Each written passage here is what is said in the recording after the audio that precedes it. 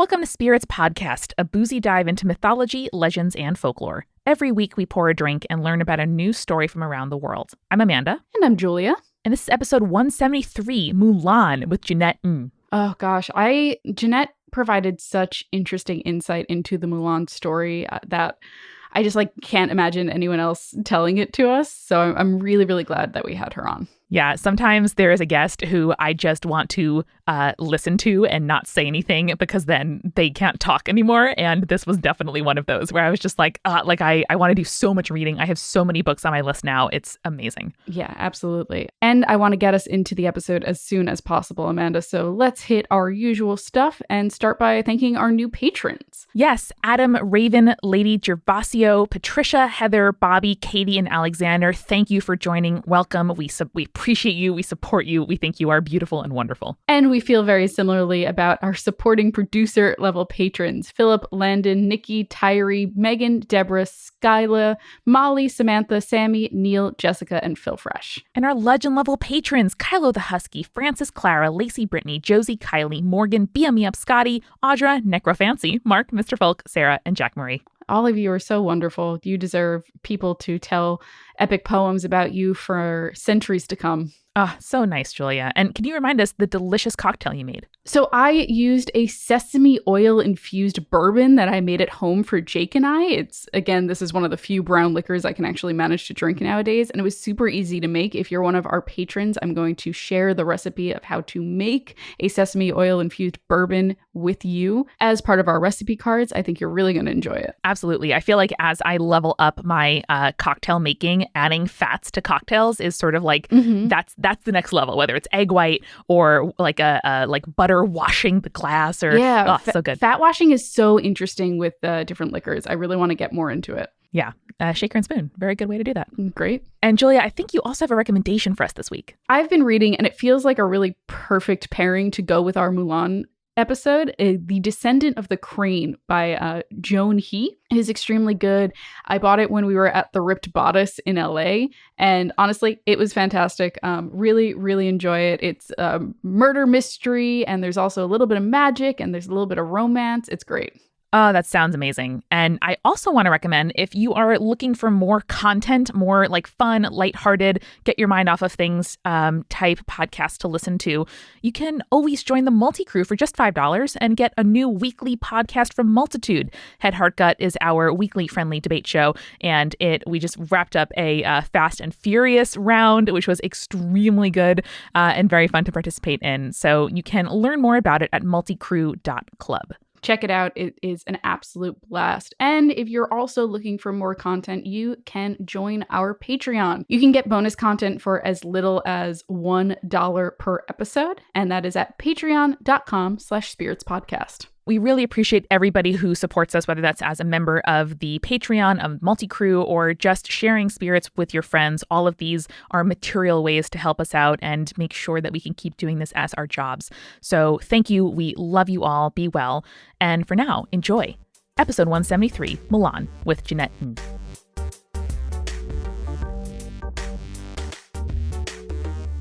We are joined today for a rollicking discussion of Mulan by Jeannette Ng, who is a speculative fiction novelist and award-winning author and just a fabulous person on Twitter and the internet. And we're so excited to be joined by you. Hello. Hello. It's a pleasure to be here to talk about my favorite Chinese folktale. I'm sorry to recite your accomplishments to you. I just said Chinese folktale, and that's the trap, because it's not. Oh, there we go. Let's start there. Exactly. That's the most exciting thing about Mulan, or the most interesting thing about Mulan for me. Starting at the beginning, everyone knows the story of Mulan because of the Disney movie. Girl disguised as a boy joins the army because her father's too sick, or he has an injured leg. She's got no brothers. She goes to disguise in the army, and returns in glory, and there's a ballad of Mulan, which is the oldest known version, and that dates back to round about 400 AD. And the magical thing about it for me is because I knew it off by heart from a teenager, and it's always taught to me as a Chinese folk tale, and ask anyone, it's obviously Chinese, and a lot of discourse right now is about it being its inherent Chineseness. But the thing is, the Ballad of Mulan is not a Chinese, and certainly not a Han Chinese story. Mulan is Turkic. Huh. She serves a Khan and not an emperor in the ballad, and it says so. Her trappings of her culture, they are all of a Turkic origin. When she goes to war, she buys a horse and a saddle and a bridle, and the emphasis of kind of horse culture, for example.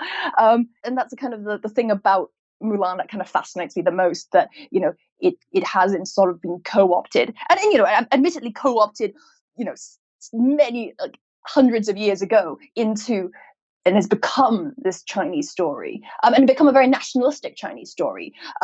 Over time, the way the story evolved is very much, there was as much to tell about the changes to the story of Mulan over time, because there are so many versions, as there are to the story itself, which is a very simple one, because the details do differ in various versions. Could you walk us through the beats of the story that tend to show up in all of the different versions, rather than just like the variations?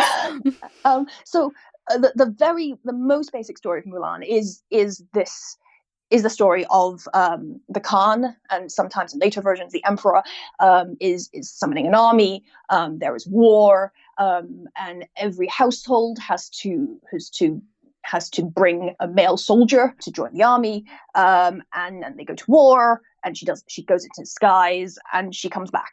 And then you start kind of going into the details, like who she is fighting. That changes from version to version. Mulan's own culture and ethnicity changes, and sometimes she's fighting bandits with like exotic, like exciting names like leopard skin. Sometimes she's fighting the Xiongnu. Sometimes she's fighting the Tibetans. Sometimes it doesn't even really say who she's fighting. Wow. It's very ambiguous who she's fighting, and that's really interesting to me. And she's been set in very different periods, and obviously there's quite an interesting revolving cast.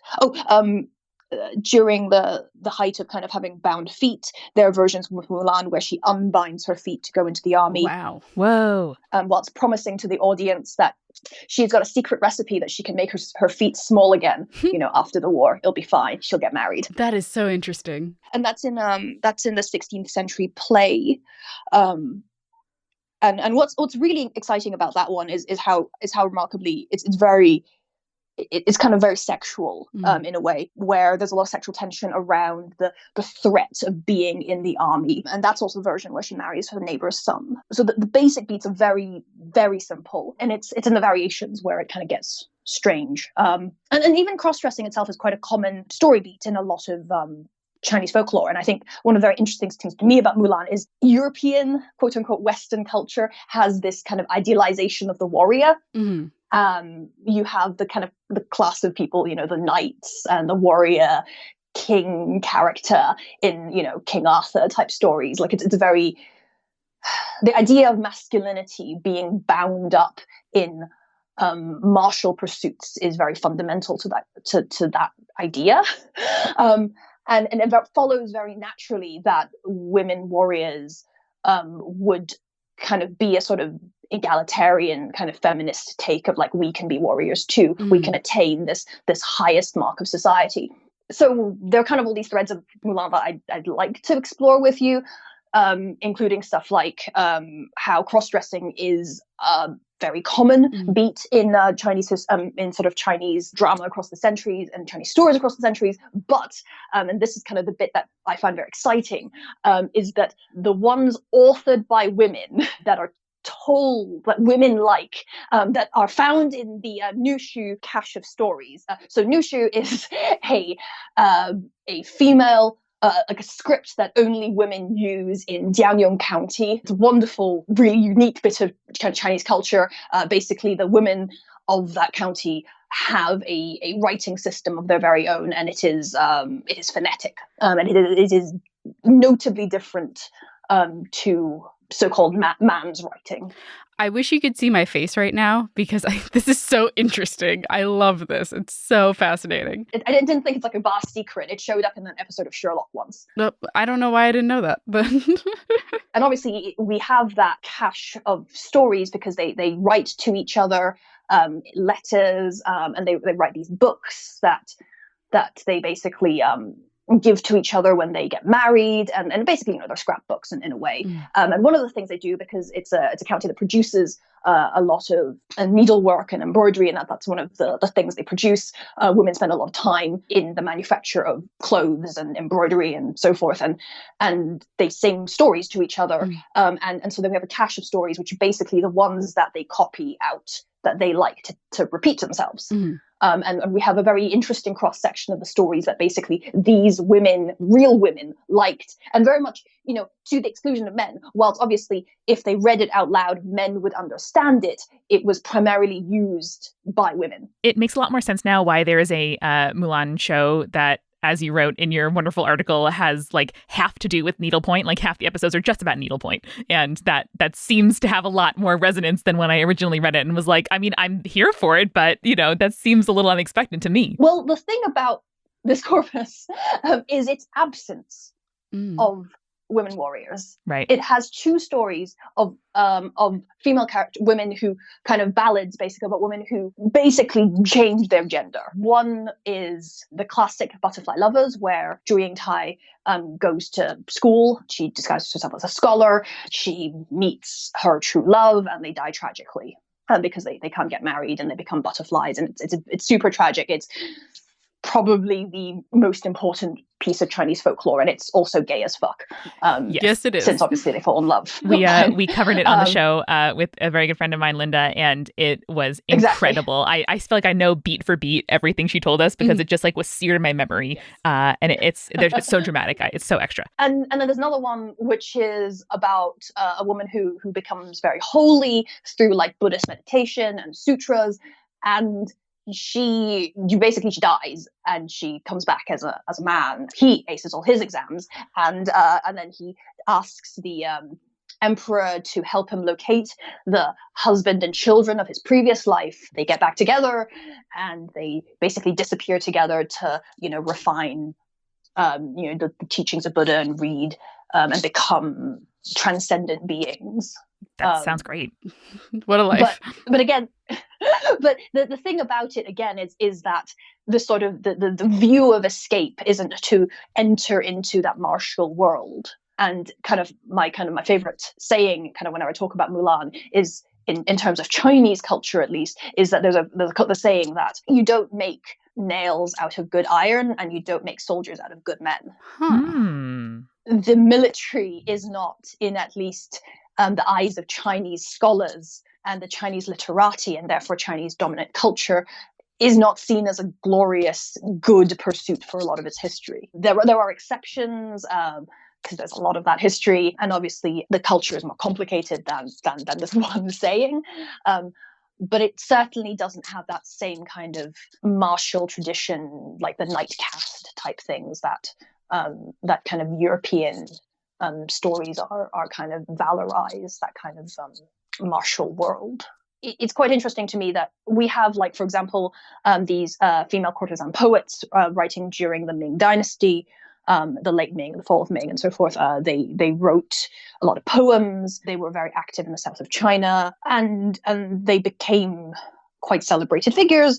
And they wrote plays, and they wrote. And when they write stories about people who were women or assigned female at birth, since some of them read as very trans, they don't write about people who become warriors. They write about people who become scholars, who pass exams, who prove their worth by scholarly pursuit. And I find that kind of fascinating. What about it do you love? It's kind of that contradiction of how European, or even the sort of standard stereotype of how we view Mulan as this story of liberation. Right. That she assumes a male identity, and it's the story of transcending kind of the barriers of gender, that she attains this glory. And in some ways, I don't think the overall Chinese tradition is not to see it as a story of liberation. It is a story of duty. Mm-hmm. Though duty to what does change. And that kind of brings me neatly round to talk about how Mulan's motivations do shift over time, where at first they're very rooted in kind of filial piety to her father, and the loyalty to her father and keeping him safe so that he doesn't have to go to war. Right. Over time, it shifts to a more nationalistic, protecting the nation, the family, the boundary, the borders, the emperor. Service to the emperor is not just an obligation, but is something that she's truly passionate about. And that's sort of, it kind of dovetails into kind of the rise of nationalism. And that is a very interesting trajectory for a character as well. You've written about Mulan as a kind of like nationalizing project. And I think it is so fascinating to kind of tease out the ways in which, you know, what exactly is the moral of the story, or like what exactly is the thing that we are valorizing about this character? Yes, no, that was the other thing.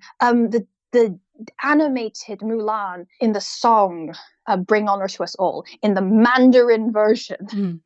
I'm sorry, this is very obscure, but in the Mandarin version, you can cut this. No, I love it. No, we live in the obscure. We're here for it. Bring Honor to Us All. This is the one that was presumably in mainland China. There is a line which in English is basically men go bear arms and that's their duty, and women bear sons, basically. And in the Mandarin version, it's men become ministers and attend court, and women have children.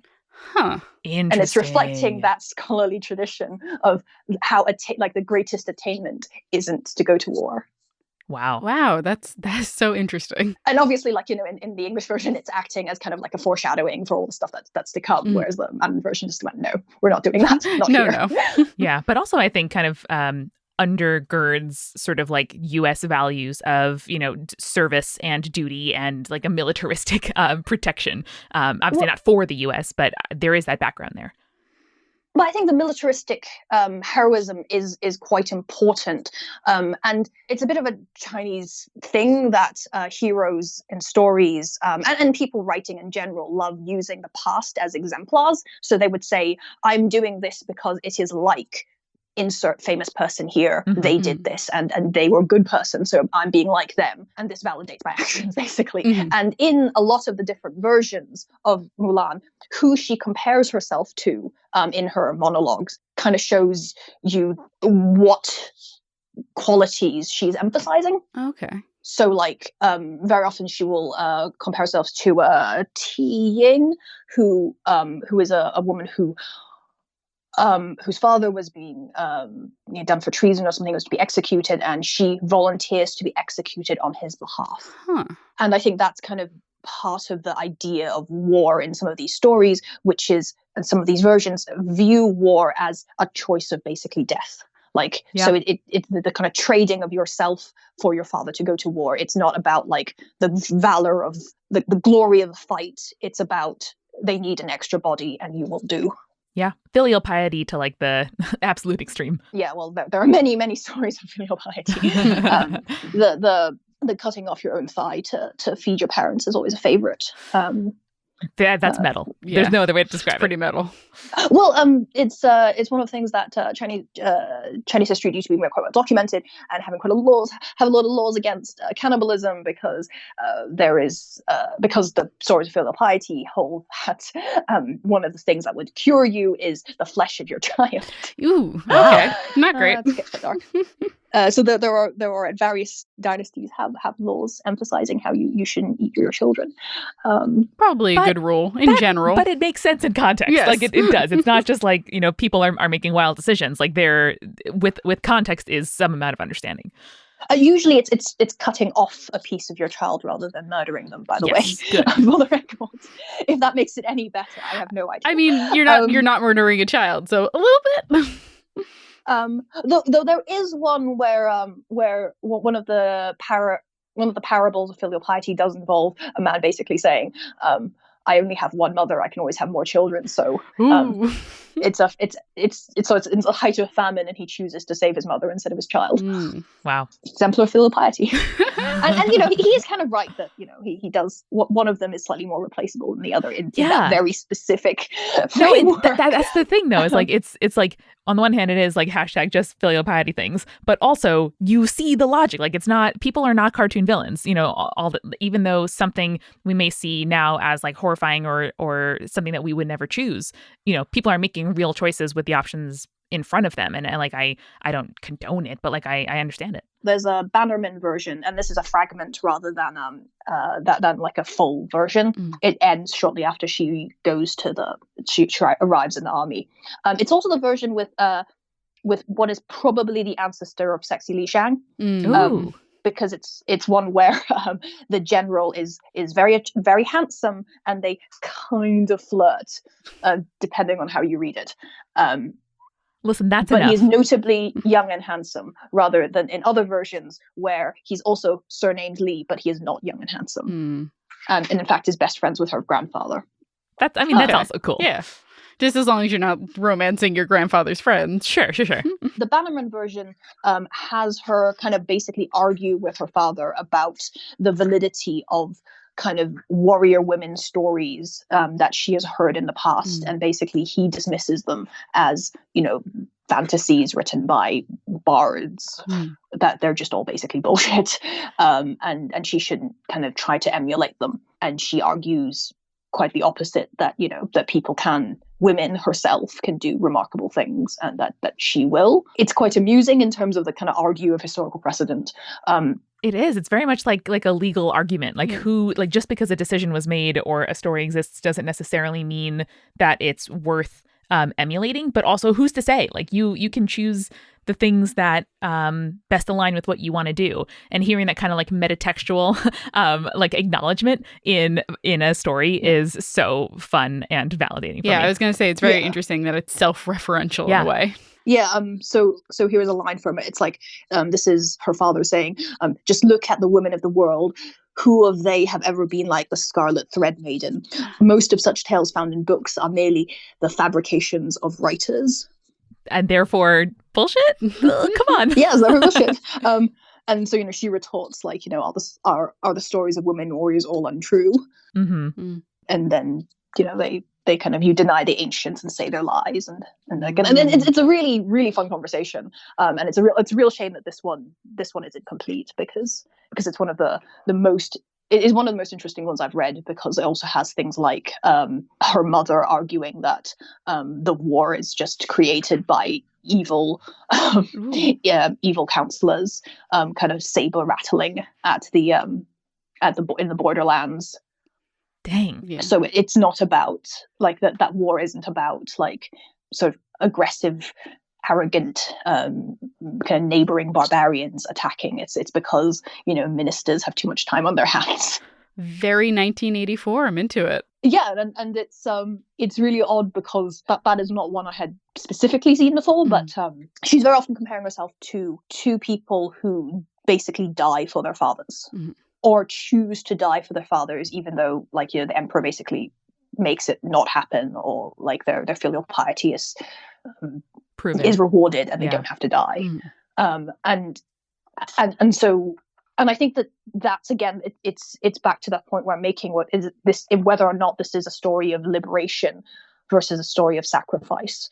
And I think those two parts are somewhat at odds with each other, because sacrifice implies an eradication of the self. It is an act of selflessness. And on a thematic level, it works counter to the idea of liberation, where you are creating and claiming the self. Yeah. And I think that's sort of the paradox of Mulan as the legacy of the character has been left to us, that you have these two aspects to her. That's such a powerful duality too, because I feel like so much of the human experience is sort of choosing between the two, or kind of weighing that scale, like which one do you prioritize over the other at any given moment. What's also quite interesting is, given how the sort of the trajectory of kind of filial piety to nationalism, how her story is often one that people use to talk about nationalism, dynasties, warfare across time. The classic is, of course, the Tang Dynasty rewrite of the Song of Mulan,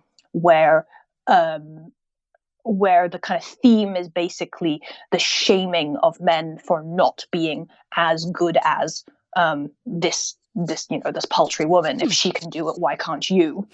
So its emphasis is less on, women turn out to be awesome. Right. It's much more well, women are obviously terrible, but if this one can do it, why can't you? And that kind of rhetoric, I mean, it's not unique to this one Tang Dynasty poem. There are plenty of, it's a rhetoric that shows up whenever people are trying to shame men into volunteering for the army. It's in a lot of World War I posters across the world, yes. for example. Women can work in factories. Why can't you go to battle? Exactly. So it's very much the same kind of tone of rhetoric. The Tang Dynasty one is also one where she wears a turban, notably.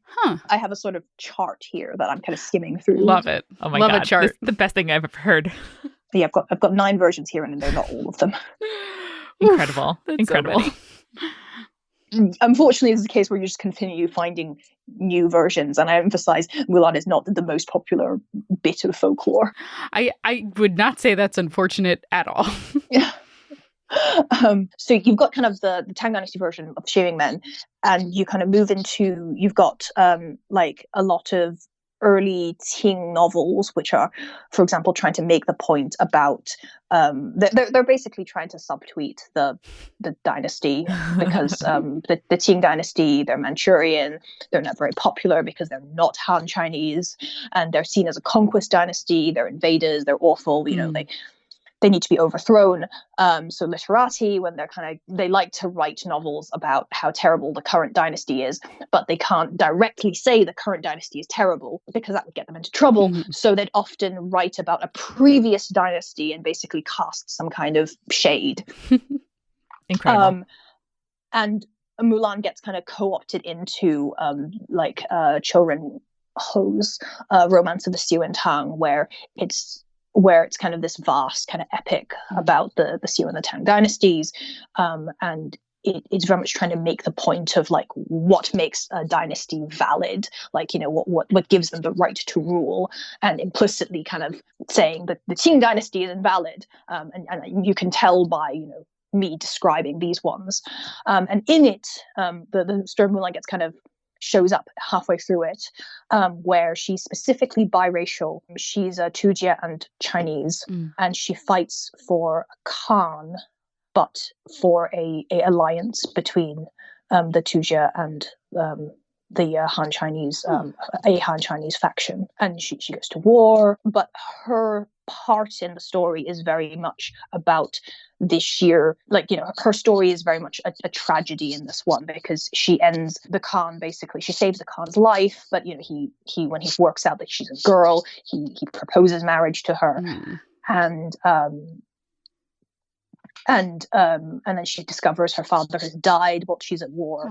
And so she asks to see her father's grave, and at her father's grave she commits suicide, saying that she's only loyal to her father.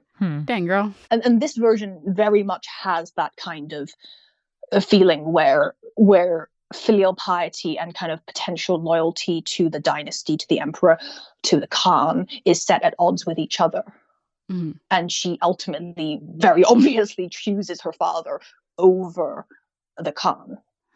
Also notable in this version is that she does have a sister who she sends disguised as a man, but this time as a scholar, on a message, and he and another warrior woman, Do Xianyang, end up married to the same man. What a plot twist. And it's all very... Well, it's one of those feelings like, what? She has a sister? She's also in disguise? Yeah. Are you sure that you're not smushing together? Like, you've not done that classic thing where you've split a character into two? It's like, yes, her sister. When it feels very folkloric in that regard. Or like a Butterfly Lovers crossover event. Kind of. But yes, that she does sometimes team up with other warrior women is pretty cool. But mainly in the novels, partly because the novels are 15 million chapters long each. No, sorry, that they're only about 100 chapters long each. That's a lot of chapters. And it is a lot of chapters, and I assume they just run out of plot, and they all have like a million characters. Like Game of Thrones. There's a 19th century one where like there's a side story where she fights an invisible fox spirit who then disguises as a general, and she has a camel who has the soul of a snake. Oh, damn. This is so good. This is the very, very supernatural one. This is the 19th century novel that's very, very supernatural. And it's primarily about her grandfather, who has like massive magical powers, who has like a mentor with dark magic, and he gets enlightened whilst meeting the goddess of smallpox to realize that, he must withdraw from society, and that is what, true enlightenment is like. You're just hitting all the beats for me. From using his dark magic for good or evil. It's very important not to use dark magic, and he teaches that dark magic to Mulan, who in this version is the spirit of the Mulan Mountains incarnate. What? Because her parents were infertile and they prayed to the mountain. Because there is an actual mountain called Mulan. It's in Wuhan, I believe. And there's a Mulan temple there, by the way. Wow. Yeah, she's the spirit of the mountain implied, and it's a really, really odd one. This version, because of all the supernatural elements. In effect, it kind of becomes much more this kind of story about all the magical powers that she's not using, and this is kind of very important that she doesn't use her magical powers, right. Because this is very one of the kind of key ideas that this author is very into is the importance of withdrawal from society being the only moral thing to do in an immoral world, which is a very literati theme. Mm-hmm. And very contemporary. Arguably, yes. A lot of the Ming Dynasty literati, when the Ming Dynasty fell and the Qing Dynasty came about, they all kind of had a massive crisis, and they didn't know how to cope for obvious reasons. A lot of lost power, a lot of the structures of society they believed in vanished, and obviously, food shortages and everything.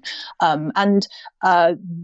lot of the things that they wrote, not just novels but also plays, dealt very much with the theme of how to cope in this world. Yeah. And like, for example, oh god, I'm going to misremember which one it is now, but there is a 100 act play where it's a convoluted love story, and the fall of the Ming Dynasty falls, and basically the lovers are reunited in the last scene, and then they're like, yes, finally we're together, even though the world is falling apart, we finally found each other. And then basically a monk shows up and reminds them that it's immoral to be happy when the world is falling apart, and they're like, yes, you're right. And then they split up, one of them becomes a monk and the other one becomes a nun, and then they that's how Romeo and Juliet should have ended. Yes, it probably would have been a better ending. It's very much of that it's very easy to see the kind of this ethos of the time where there are a lot of issues that they're trying to work out. But in the flip side, there were also people who this was also the kind of rise of romanticism as an idea, the idea that you should kind of retreat from society with your one true love and live forever and ever with your one true love and not care about anyone else, was also kind of one of the kind of themes where kind of loyalty to a loved one. But yes, sorry, biography Mulan is also batshit insane because it ends with a prophecy where she is given the title of Wu Zhao by the emperor in this, the Wu Zhao general, and then the Wu Zhao. At the end, there's a prophecy, and the emperor's like, oh my god, the prophecy says that someone by the name of Wu Zhao is going to destroy my dynasty. Oh no. She basically carves out her own heart to prove her innocence. What? Mulan, why? By the way, if you haven't worked out who Wu Zhao is, that is the name of Wu Zetian, the one and only female emperor of Chinese history. Oh, wow. There's so much happening there. I have no idea what it means or why. But it's a really weird link, at least to me, of why it just sort of shows up where like she's basically accused of being Wu Zetian, and she's like, no, it's just and dies to prove her innocence, which is, again, very classic Chinese folklore move. Oh my God, I cannot wait to hear more. But first, Juliet, let's grab a quick refill. We are delighted to be sponsored once again by GC2B, the original chest binder designed by trans people for the community. They make gender and identity affirming apparel, and the company was started in 2014 by Marley Washington, a trans man of color, whose goal was to create something safe, accessible, and comfortable for people of all shapes, sizes, and colors. They also put their sizes where their values are, which I really appreciate. They have 3 styles available, whether that's the half binder, the tank, the racerback, 5 shades of nude, covering a variety of different skin tones, and 7 other colors as well, like white, gray, black, whatever, suits your fancy. They have 2 shipping warehouses to try to serve the whole globe and cut down on shipping costs. There's one in the US and one in the UK. So if you are in the UK or Europe, go to gc2b.io to shop directly with them. They also provide free sizing assistance to all countries. You can reach out to their care team and ask them to help you with your size. If they happen to suggest one that ends up not being the right fit for you, they cover the full cost of exchanges, which I think is amazing. And finally, they're dedicated to donating product to organizations that can redistribute binders to those who would otherwise not have access. In 2019 alone, they donated 3,500 binders, which provided support to more than 34 organizations. So for 10% off your order and to check out all of the wonderful products that GC2B has to offer, go to gc2b.co and use the code SPIRITS at checkout. Link is also in the description. That's gc2b.co. and the code is SPIRITS. For 10% off. We are also sponsored by Every Plate, which is America's best value meal kit. They send you meals you enjoy for really low cost. They are America's best value meal kit, and they are offering just $2.99 per meal for 3 weeks, a special offer now. So let me tell you a little bit more about it. They are a cheaper alternative to takeout or delivery. The recipes come together in about 30 minutes, which is definitely faster than lots of starting meals from scratch or going out to get ingredients and bringing it back home. And you also get to spend less time deciding what to cook because you get to just spend that time enjoying good food with your family when all of the ingredients come to you pre-portioned, pre-measured, with an easy-to-follow recipe.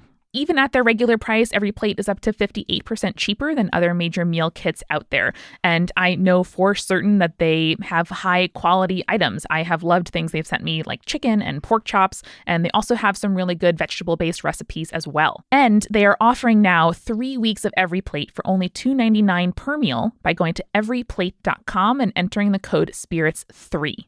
That is everyplate.com with the code SPIRITS3 to get 3 weeks of Every Plate meals for just $2.99 per meal. Yeah, that's 40% off your first 3 boxes. That's really cool. Absolutely. And finally, Amanda, I'm going to talk to you about Third Love. Third Love does bras differently, and they believe that everyone deserves to feel comfortable and confident every day, and with the right support, they can help them do this. Their bras are designed to fit you, not the other way around. They're designed with measurements of millions of people. Their bra sizes are meant to fit your life, and they have over 80 different bra sizes, but the only one that really matters is the one that is yours. Oh, Julia, love that. I love that. Isn't that sweet?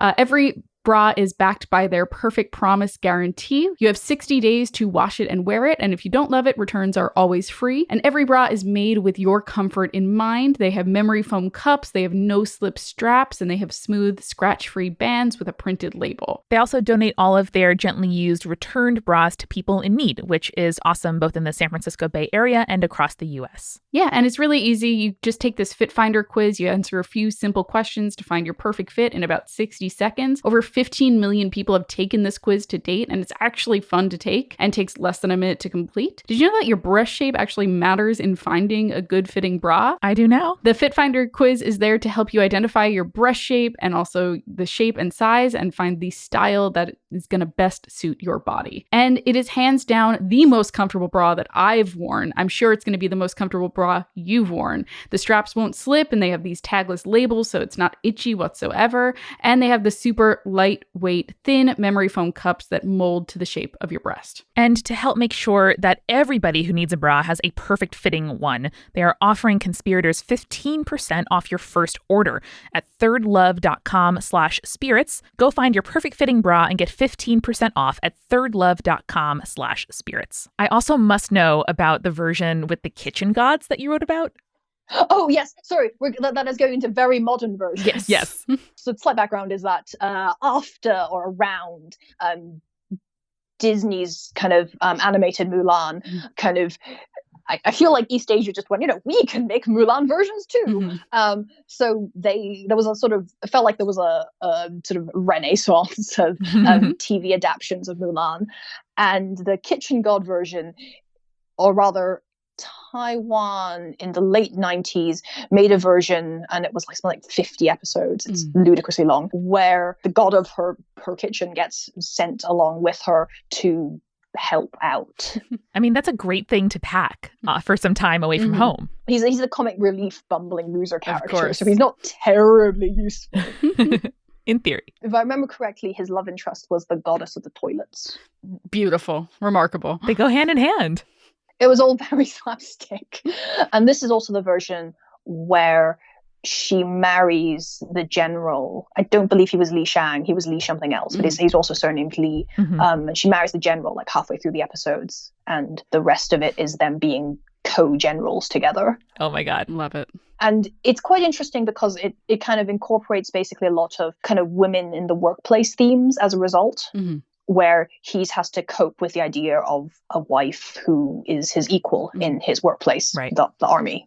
But the army part is less important at this point, where a lot of the plots are less like, about fighting a war. And it becomes much more things like, oh no, there's a serial killer who's killing all the flower sellers. We need to go undercover and disguise ourselves as flower sellers to set a honey trap. I mean, incredible. I want to watch all 50 episodes of this now. It's very late 90s. But I think it's also quite interesting. And I think some of it is the limitations of their TV budgets, that they don't really want to or can give you battle scene after battle scene. So a lot of it is these kind of like shenanigans plots. I mean, that's a big part of having a job as well. So I really love that lens of like workplace drama. One of the kind of interesting kind of evolutions of Mulan in terms of, since we kind of touched on him repeatedly, is the sort of love interest character. Because it really highlights, I think, different priorities. Like it's one of the kind of limits, like it's one of the things that is ever changing. Depending on how you translate the original ballad, it actually begins with a question of, Mulan, basically, who are you lovesick over? Like why, who are you pining after? And it opens with a question of Mulan. The why so sad is framed as, are you sad about a boy?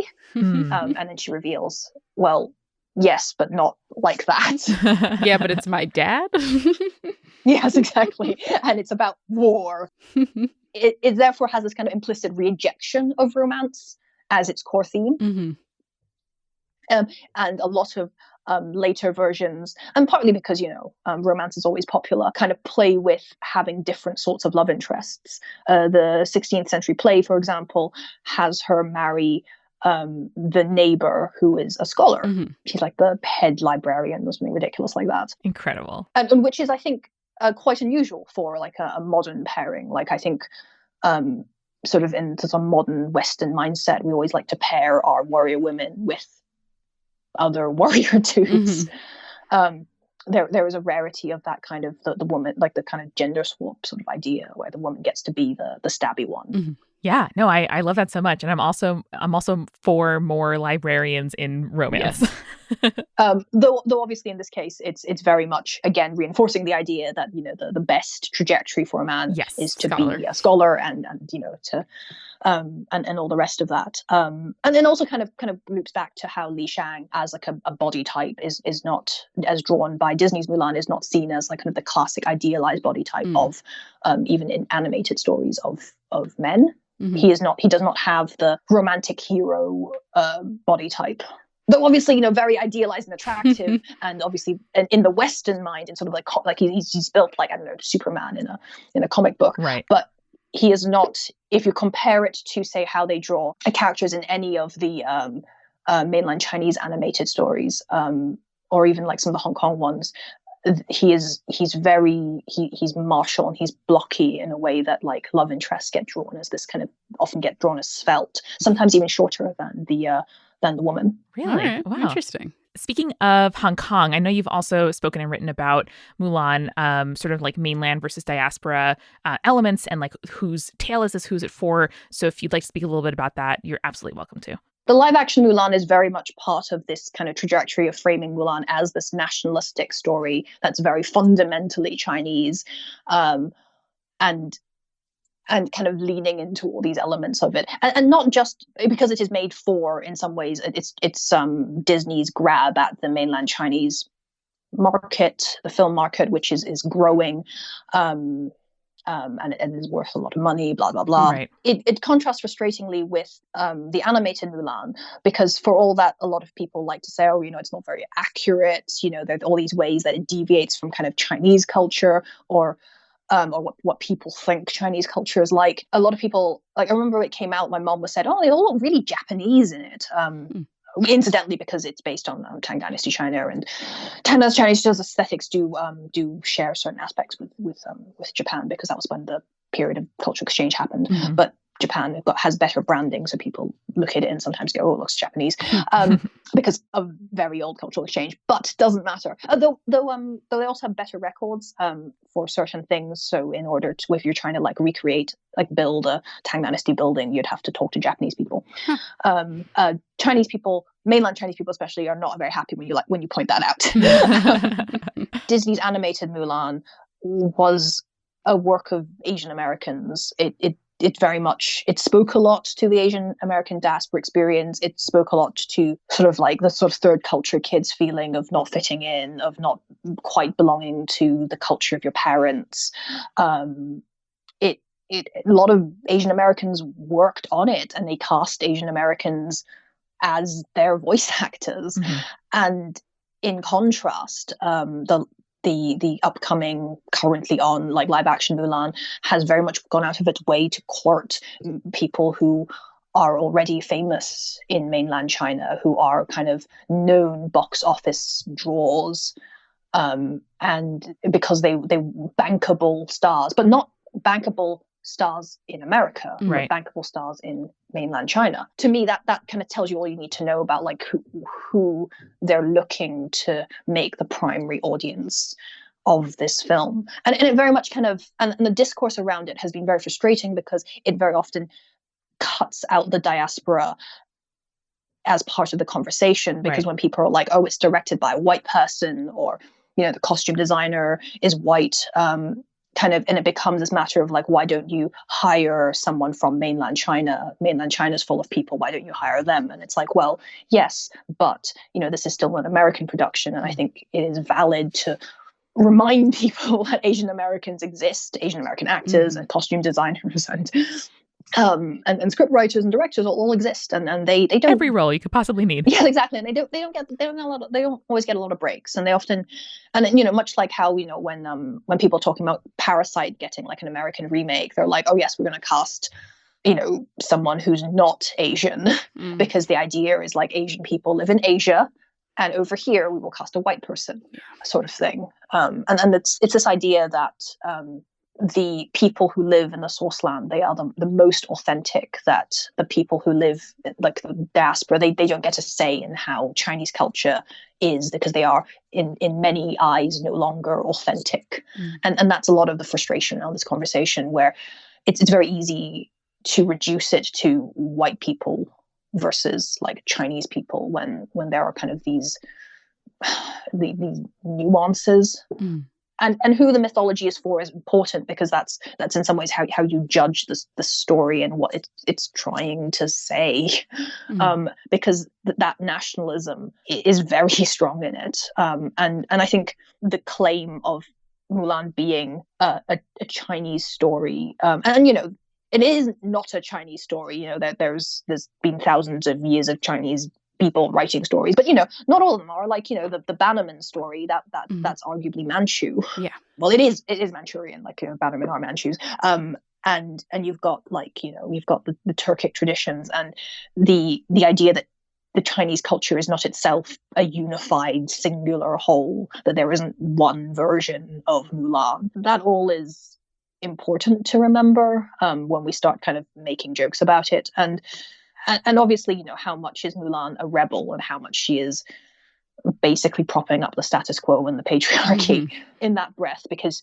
in some ways, at the heart of Mulan is also this idea that, you know, this is a story about someone who breaks the boundaries of gender, but she does it in order to reinforce filial piety.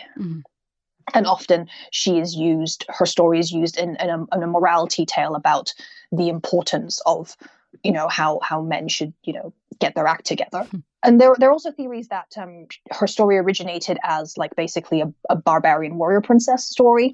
A barbarian warrior princess being a certain type of story where basically a type of character who basically threatens masculinity, and they're scary because they're basically masculine, but they're also women, but they're hot, but they're also terrifying, and they're very emasculating, and they're always other. And this is the barbarian part's very important. Yeah. And they don't just exist. So, for example, the warriors of the Yang family, for example, the women in that are sometimes could be, because like there's a very fierce female general in that who is kind of she's her dad's a bandit basically, and these stories of kind of barbaric women basically are slowly folded, and over time they become Han, they become nationalistic as the demands of the story. But the barbarian trope, for example, you've got there are like buckets of medieval romances, like European medieval romances about Saracen princesses, and they're always extremely badass. They wrestle lions and tigers, and they're all really badass and magnificent. Or if you look at like sort of like Arabian Nights, you'll find fairy tales about Christian princesses who will only marry the man who can beat them at chess and also wrestling. So good. And they're also incredibly badass and you know, angry, and it's almost this kind of idea where you project this masculine, aggressive, sexy but also scary woman to be outside of your society. Well, I can confirm my husband was only able to marry me after he beat me at chess and then wrestling. Well, exactly. That is the recipe for romance. Honestly. And Mulan's trajectory of being, like, possibly originally being this kind of, she was acceptable because of these ambiguously barbaric roots, right. Slowly being folded into the sort of very Han tradition is very interesting to me. Yeah. Where she lost those barbaric traits, and she becomes like fully the sort of a Han national hero, and as the needs of war, as the needs of you know, as especially kind of, it really turned the biggest note was during the 20th century when, you know, China was at war and revolution was happening and women being called to arms. That was a big aspect of it. Oh, and I was going to rant about Liu Yufei being pro Hong Kong police. Yeah, she stars in live action Mulan as Mulan, and she posted on social media anti-diaspora. Yeah. Ugh. She should have posted like basically, you know, I am part of, like, you know, I stand with the Hong Kong police type stuff on mainland Chinese social media. It was a hashtag that was going around, so arguably she was just jumping on the bandwagon. Right. But again, it kind of reinforces that feeling of Mulan being kind of not a rebel, a figure who is a rebellious sort of spirit, but actually very much the status quo. Kind of reinforces that feeling, which I find kind of very interesting as the evolution of her story. There are so many layers here, and I feel like we have just scratched the surface. Thank you so much for introducing us, for giving us such an extensive list of things that I'm immediately going to go read. Can I give you one more ridiculous, please, kind of one more kind of hook to Mulan that I really like, that is related in Disney's animated Mulan, Reflection. She speaks about reflection. I'm sure you all know the lyrics. Oh, yes. But in the Cantonese version, she specifically talks about the water. Like, she talks about her reflection being herself being in the water, the reflection in the water, and herself in the mirror. I was listening to it and I realized that it's an accidental reference to Qiu Jin, the feminist martyr of the 20th century Chinese Revolution, Oh, whose whoa. title is Female Knight of the Mirror Lake.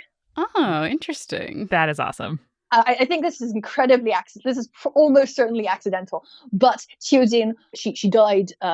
She died a revolutionary. She was executed. She was a bit of a Han supremacist. She was not a big fan of the Manchu Qing dynasty. She was a revolutionary. She was trying to bring them down. She was trying to create a republic in China. Really awesome, fascinating character. Badass as fuck. And she was very into the sort of idea of martial pursuits for women, and very much kind of went around in men's clothes. That was part of like her Fuck yeah. her whole thing. And that kind of element, and one of the people that she was emulating was in a way kind of Mulan. Was one of the kind of people she would cite as kind of inspiration, of sort of female heroes of the past, exemplars. And I thought, accidental or not, the Cantonese lyrics of Mulan kind of half reference her title, which I loved. Listen, that's headcanon is canon. Yes. As far as I'm We'll concerned. take it. Headcanon now, yes, that is indeed my headcanon. Jeannette, thank you so much for joining us. This was one of the most fascinating conversations I think we've had on the show. Genuinely, we were completely enthralled. Where can people find you on the internet if they want to learn more about you, your work, your writings about Mulan, etc.? I'm on Twitter as Jeannette with _ng. Jeannette is spelled with 2 N's. I probably be tweeting about Mulan too much in the coming days. I am technically on team Boycott Mulan, so I will not be talking about the film directly. But I think it's an avoidable part of the conversation that I will end up talking about Mulan too much. I wrote a book. It's called Under the Pendulum Sun. It has nothing to do with Mulan or Chinese culture. It's about missionaries who go to fairyland. It's weird.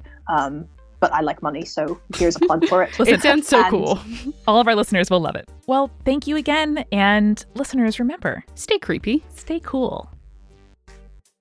Thanks again to our sponsors at gc2b.co. You can use code SPIRITS for 10% off your order. At thirdlove.com/spirits, you can get 15% off as you buy your perfect fitting bra. And at everyplate.com, you can enter code SPIRITS3 to get 3 weeks of Every Plate meals for only $2.99 per meal.